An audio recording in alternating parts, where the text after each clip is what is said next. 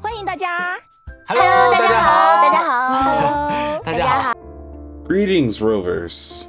Today I wanted to do a artistic review of the Wuthering Waves live stream instead of just going over the general information that they covered like most people are doing.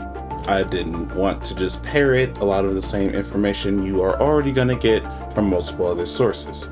So today I wanted to analyze and cover the Wuthering Waves live stream, starting with the trailers and the videos they showcased during the live stream, and then at the end I'll give my general consensus about the entire live stream and give it a rating.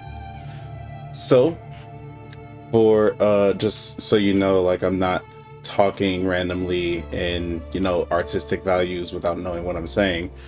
I have an extensive art background with a constant practice of both observation and introspection.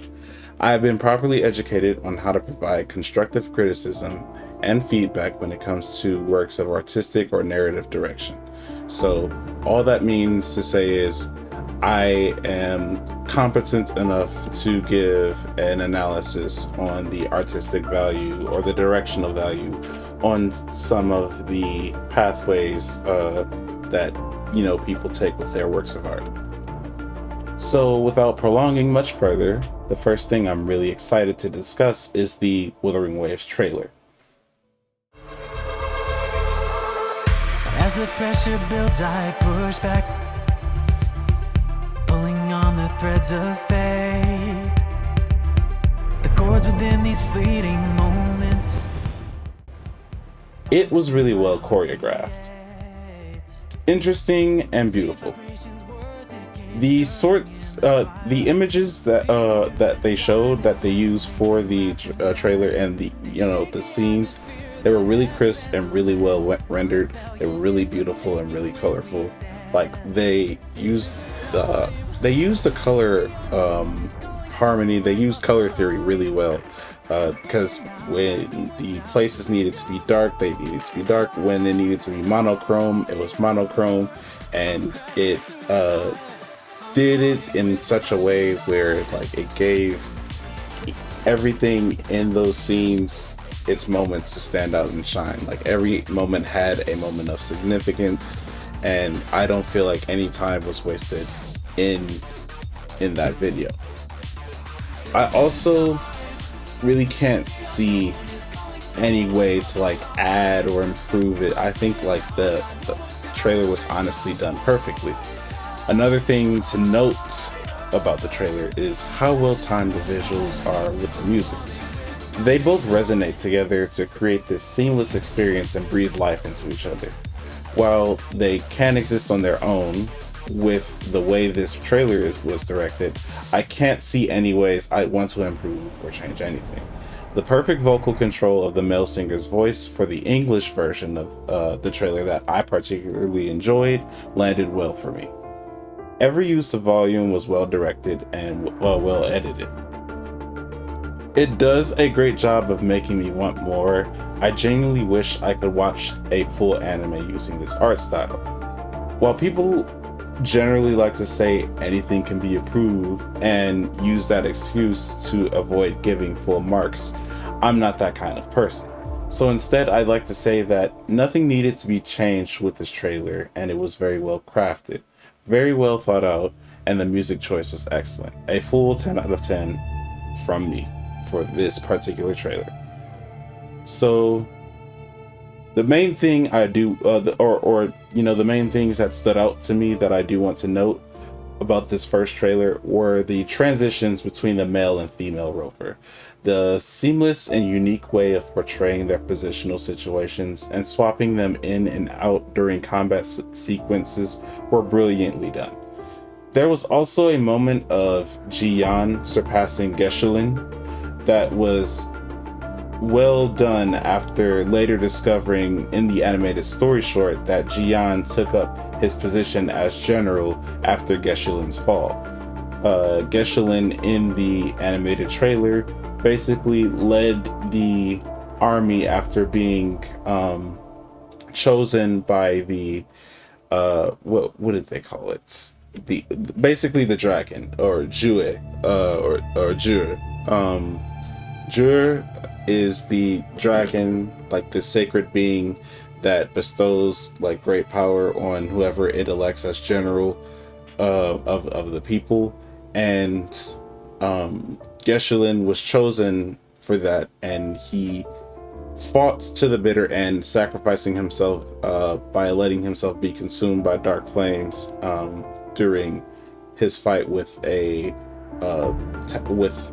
major tacit discord, or I think it was some sort of I forget, the name eludes me at this moment. That is what Geshelin was. Now on to the next thing, which is for the promotional video.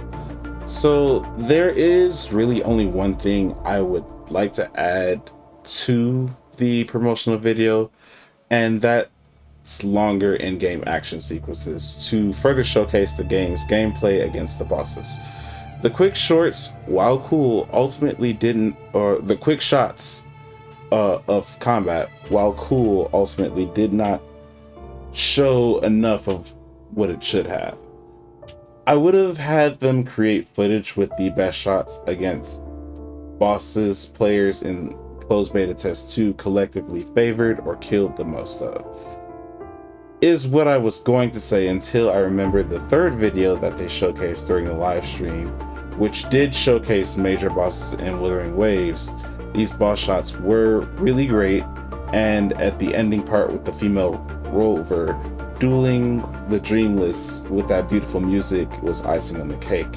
If that had been paired with the promotional video, as well as extending more of the combat sequences to showcase what the boss fights were actually like, it would have done much better in my eyes.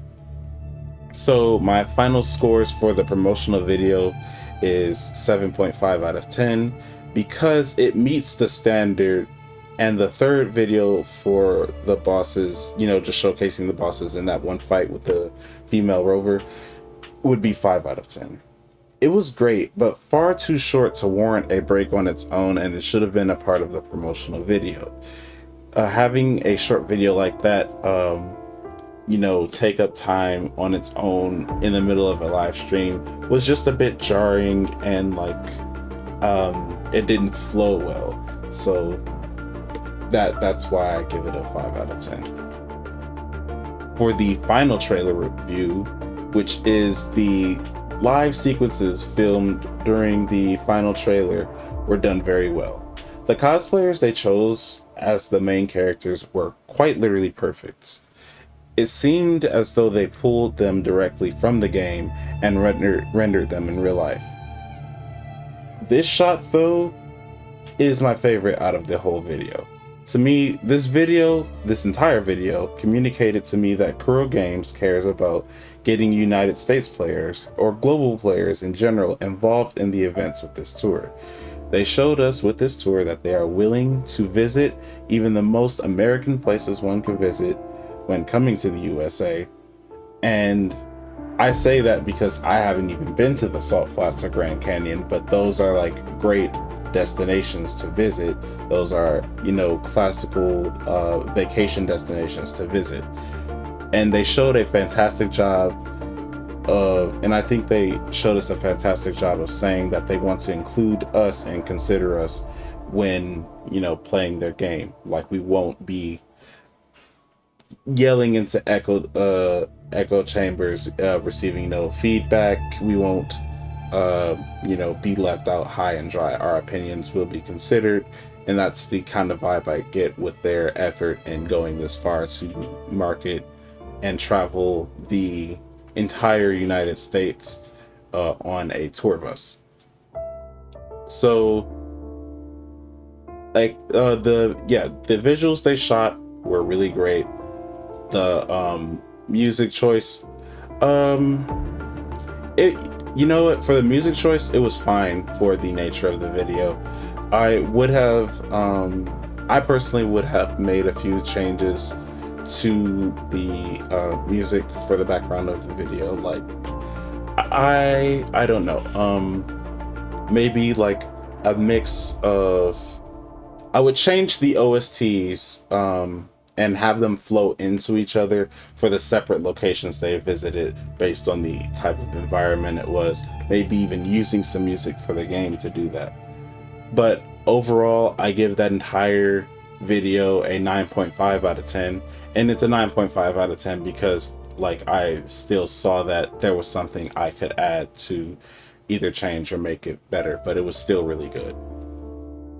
I don't have enough mental resources right now to fully analyze the English live stream bit by bit like I wanted to, so that may be a separate video, but I wanted to generally rank it, which would be 6.5 out of 10. My main reason for that is that I would reorganize some of the events of the live stream, because it could have all gone like perfectly well had they just reorganized some of the way that they did things, such as all the informational bits would have needed to be combined together, such as all the information at the beginning or all the information at the end, and then all of the fun stuff adjacent to that. That would have worked much better than the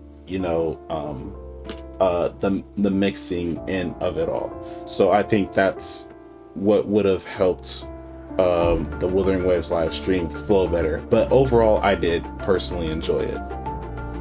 And that's all I have to say. That is my artistic review on the Wuthering Waves live stream and the things that they showcased in the live stream. If you guys want to see more videos like this, where I artistically analyze things about this game, other games, or just things in general, please leave a like, comment, and subscribe. And don't forget to check out my current giveaway that's going on.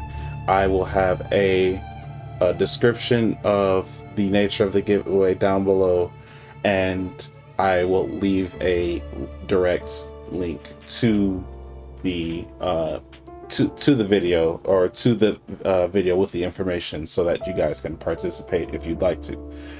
Thank you again, and I hope to see you in future content. Good luck, Rovers.